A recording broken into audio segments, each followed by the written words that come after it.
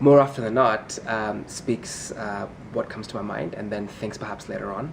Mm-hmm. And I think this experience when someone's telling me what they heard and they took notes down that they repeated back to me, I didn't realize the things that I would have said and what it sounded like to someone else. So getting that played back to you was very good. And they were talking to me from their perspective.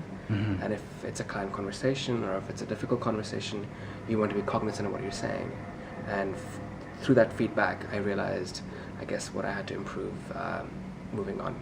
So I think I took down 2 takeaways. One of them specifically was the acknowledge and then inquire, not just inquire. So I think what I'm doing now is thinking in my mind, if someone tells me something, why did they tell me that and what does that information mean? Mm-hmm. And then follow on with the next question. Don't just go, hey, you answered this question, now let me just ask the next question without paraphrasing or playing it back to you.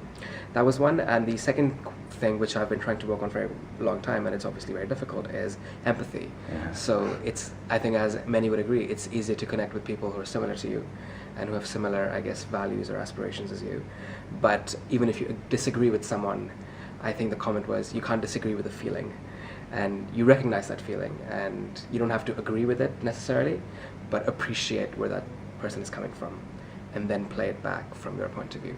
That's a second feedback that I took. Great.